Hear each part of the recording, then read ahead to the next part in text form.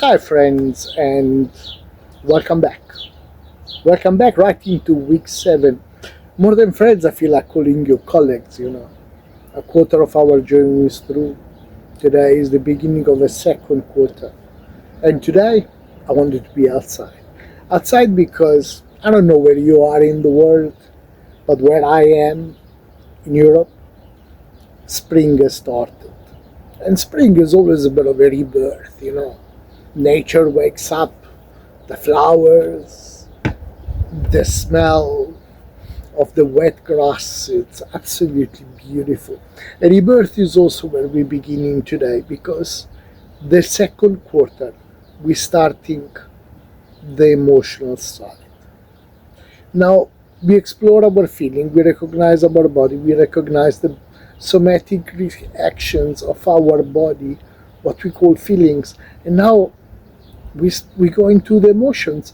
Many people call feelings and emotion the same thing, but they are far from the same because let's agree, feeling is a somatic response of your body to an event that happened outside of you.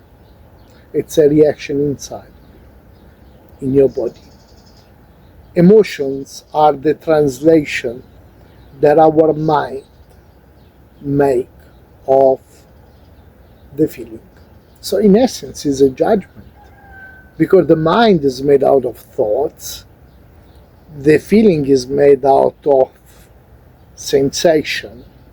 So if an emotion is a thought, then emotion is a product of a sort of data coherently or incoherently processed. And this is exactly what we're talking today. Because I want you to imagine for a second, you're 5 years old, 4 years old, you're coming home, and you had a fight with the girl you had a crush on. And when you said to her, Happy Valentine, will you be my Valentine? And she turns around and says to you, No, I won't be your Valentine, you stink. And you're going home and you're crying because that love of your life at that point in time told you that you stink. If your parent wouldn't take you up on your lap and would say to you, Don't worry, it's okay to be sad. How would you then know that you're sad? You probably wouldn't. Because you see, language, and this is what we're talking about, language is learned generally by experience. I heard that word in that context, and therefore that word in that context must mean this. Now, in the previous chapter, we spoke about two people living in the same apartment but speaking two different languages. And that is the feeling and the thoughts. But at the same time, if emotions are also thoughts, what are the chances that the connection between what you feel and what you think it is a true reflection? None. And that's the simple answer. It is none. So, what are we doing from today? Well, from today, we are starting to learn how to translate. Because, for as much as feeling and mind have to be dealt in a different way, at the same time, we can introduce a translator. And if we can introduce a translator and the translation becomes accurate, this disconnection between the two is no longer there, or nonetheless is pressed to the minimum. So, first of all, understanding our emotions. Well, we have also to introduce a memorized set of behavior that is the next step and is the payoff. You see, in our early childhood, when there is no rationality whatsoever, we learn to have a reaction and we learn what reaction suits us the most. In essence, what we're saying is that if I do that, I get that. And there is no rationality in this, a simple basic instinct that a child has. So, analogy, if I'm going to the shop, and I will really see on the shelf this beautiful, shining Kinder Joy, as orange as it gets. That's beautiful. And at that point in time, again, no rationality. I have no boundaries between needs and wants. I say it at that point in time, that Kinder Egg represents everything I need to feel okay, to void, to have this beautiful reward in my life. And I'm going to say, Mom, I want the Kinder Joy. She turns around and says, no. Whether she had a bad day or not a bad day, whether she had no money or whatever the reason is. But at that point in time, we start unconsciously to play all different reactions. And when I start tamping my foot down on the floor and having a temper tantrum, she turns around, she shouts at me, stop it. So, okay, that one doesn't work. But Mom, how beautiful you are today. You really look fantastic. Yes, but no. Oh gosh, that one doesn't work either. And we go through all the possibility that we have until we begin sulking.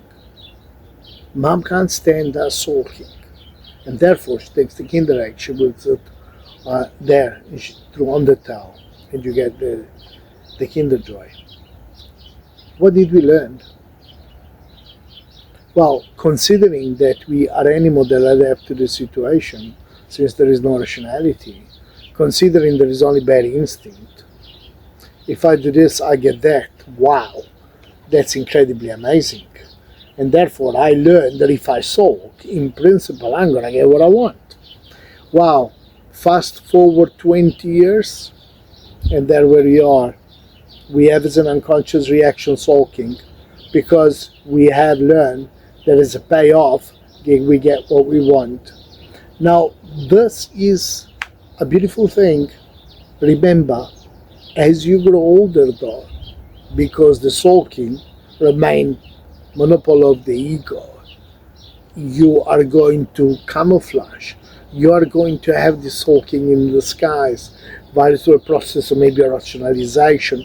You are going to be able to hide it in a most beautiful way, but you know deep inside of you that there is still sulking. So when we talk about emotional, we have to start at a very bare initial stage. And the initial stage of our emotion is the beginning of those unconscious reaction. And right at the beginning of the unconscious reaction, we have this form of adaptation and survive. I want the Kinder Egg. I try anything and I adapt to become a sulker. To survive, that means to gain what I want. And here we are.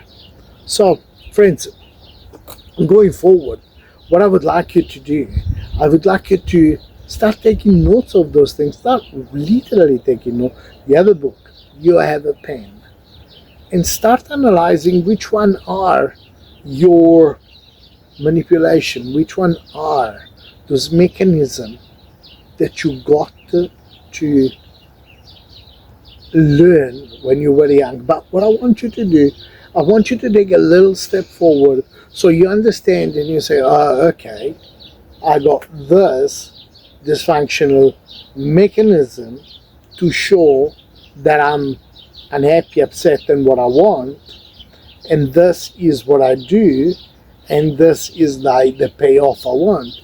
But I want you to take it a little bit further. And on the next column, I want you to start determining, was there a need or a want? Because you see, because you have created this in such early stages of your life, it made no difference. There was no filter.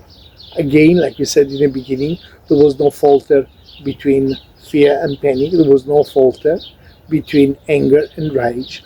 There was no filter between wants and needs. And what you will find out is that those feelings that kicks in this emotion, that kicks in this defense mechanism or response, mechanism, this reaction, because there's no conscious in this, in actual fact happens whether there are needs or whether there are wants. no distinction between. I want you to start writing those down. And I want you to start a process of positive inquiry, treating yourself with love, understanding that there's nothing naughty in this process. There's nothing bad in this process. There's nothing really manipulative, because in order to be manipulative, there has to be an awareness of this behavior. And the fact of the matter is that there is no really awareness. And therefore, this inquiry, this learning, this study, this discovery has to be done with love. Love for yourself, love for your younger self, love for your sad child, love for your angry child. I will see you next week with another beautiful, beautiful chapter. We are really a rebirth. We are about to understand so much of ourselves. We are about to enter an incredible, beautiful new world of awareness. This is called freedom. Carry on, because freedom, like spring, has just started. See you next week.